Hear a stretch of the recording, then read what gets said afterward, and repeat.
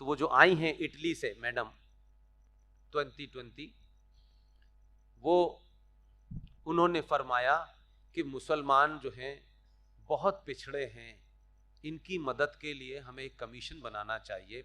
और राजेंद्र सच्चर साहब को, जो chief justice Delhi high court थे, वो रिटायर हो गए थे, उनकी देखरेख में एक सच्चर कमीशन बना और उस सच्चर कमीशन ने आनन फानन में अपनी रिपोर्ट लागू कर दी और कहा गया कि बिजनेस में, इसमें उसमें मुसलमान बहुत पिछड़े हैं, इन्हें विशेष मदद देनी है।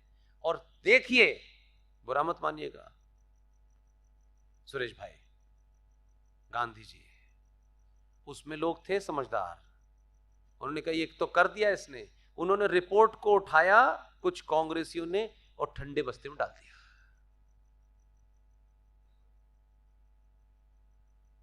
मछली टांगी और वापस ले ली। सच्चर कमीशन की रिपोर्ट लागू हो गई है। 5,500 करोड़ का बजट है। उस बजट का इंतजाम किया गया है। जो माइनॉरिटी मिनिस्ट्री है उसके अंदर प्रोविजन रखा गया है। हज कमेटी में जो सब्सिडी मिलती थी, उस सब्सिडी से मुसलमान काफिर के पैसे से अपनी हज करने जाते थे, इतने बेहया हैं। इस्लाम में फरमाया गया है कि हज तभी कर सकते हैं जब आपने अपनी बेटी की, जो घर में जवान है, उसकी शादी कर दी हो, घर के सारे आपने वो काम जो आपकी जिम्मेदारी में आते हैं वो पूरे कर दिए हों। हज के पैसा किसी कर्ज से नहीं होगा, किसी उधार से नहीं होगा। कर्ज हज के लिए सिर्फ आपकी ईमान द्वारा कमाई से ही हज आपको करना है। लेकिन यहाँ के बेहया बेशरम काफिर के पैसे से हज कर रहे हैं और अल्लाह से कह रहे हैं हमें पूरा सवाब दे। अल्लाह दे नहीं रहा है। काफिर के पैसे से हज करके तुम्हें सवाब नहीं मिलने वाला है, इसलिए तुम्हारी ठुकाई हो रही है। लेकिन हुआ क्या, उन्होंने हज के लिए इनको पैसा दिया, हम आए, हमने कहा अच्छा बंद कर दो, कल से हज सब्सिडी बंद हो गई साहब, हम सब खुश।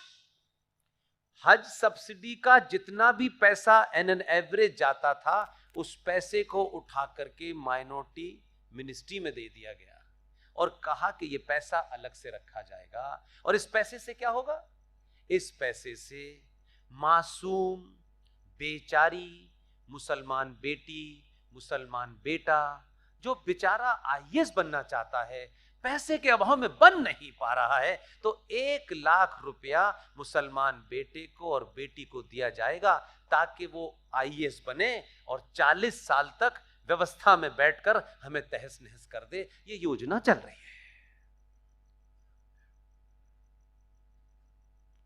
पता चला कि हम टैक्स देने में नंबर 1 हैं, लेकिन भारत के संविधान ने अनंत किया, फिर उसके बाद संसद में किया, हम 8वें नंबर के हैं।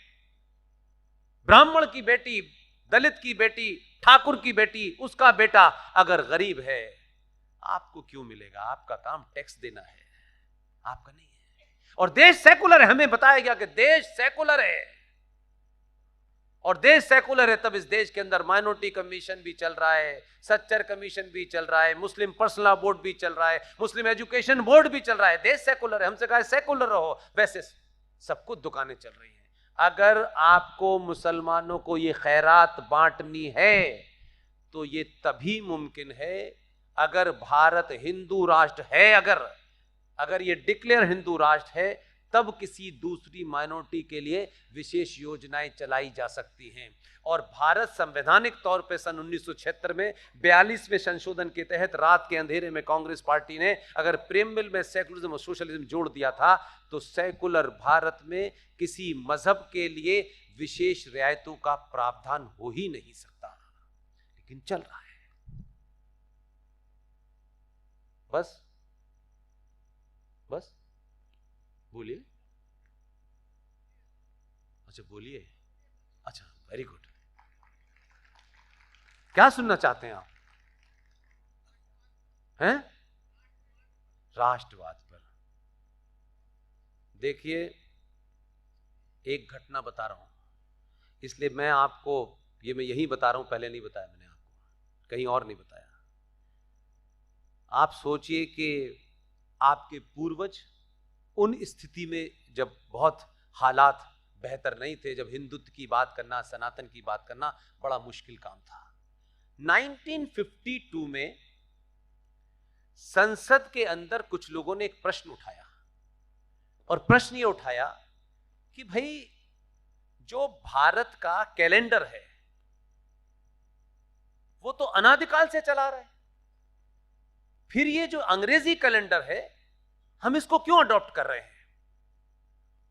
तो जैसा कि होता है कि जब भी कोई कंट्रोवर्शियल टॉपिक आ जाता है तो सरकारें फौरन कमीशन बना देती है।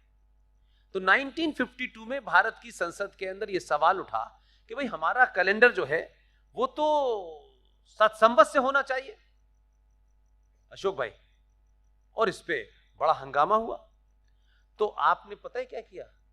फौरन नेहरू जी ने दबाव में आके क्या बनाया? कैलेंडर सुधार समिति का गठन कर दिया। इमीडिएटली उन्होंने किया।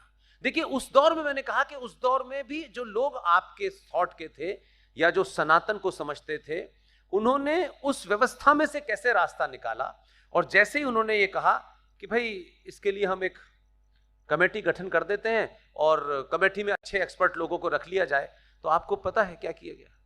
कमेटी बनी और कमेटी का काम था कि देश के महान वैज्ञानिकों को, खगोल शास्त्रियों को, मैथमेटिशियंस को इकट्ठा करके कमेटी बनाई जाए।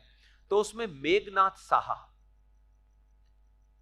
जो फिजिक्स के बहुत बड़े ज्ञाता थे, उनको अध्यक्ष बनाया गया। और इसमें 6 सदस्य थे। उसमें प्रोफेसर ईसी बनर्जी थे, तो वाइस चांसलर थे इलाहाबाद यूनिवर्सिटी के। उसमें डॉक्टर एएल दफ्तरी थे, जो नागपुर से थे। उसमें बीसी कलंद्रीकर थे, जो केसरी अखबार के संपादक थे। उसमें डॉक्टर गोपाल प्रसाद थे, जो head of the department mathematics Allahabad university के थे। उसमें आरवाई वैद साहब थे, जो इलाहाबाद यूनिवर्सिटी से थे। और उसमें एनसी लहरी साहब थे, जो पंचांग करता थे। अब इन लोगों ने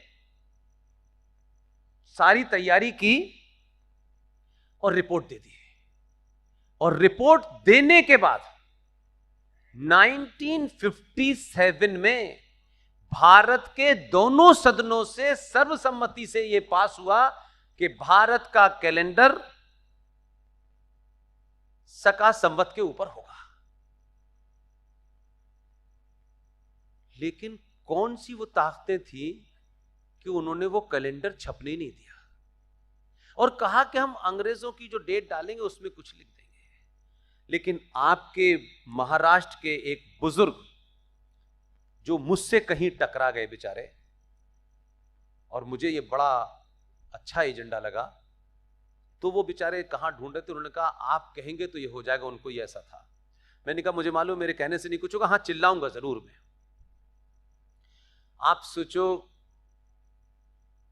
कि इतना चिल्लाने के बाद यह हुआ कि रिजर्व बैंक ऑफ इंडिया को हमने वो सारे कागजात दिए कि संसद का डिसीजन है, ये किसी सरकार का नहीं है। और आरबीआई को हमने वो पूरे डॉक्यूमेंट दे दिए। आरबीआई में आर्गुमेंट हुआ तो आप जानिए कि आरबीआई ने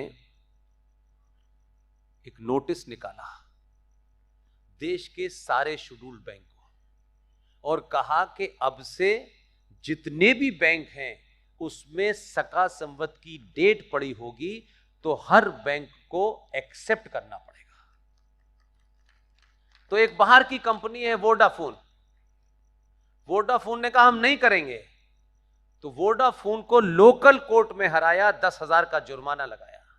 फिर वो ऊपर गई, हाई कोर्ट में हराया, 1 लाख का जुर्माना लगाया और वोडाफोन ने लिख के दिया कि सका संवत की डेट का चेक हम एक्सेप्ट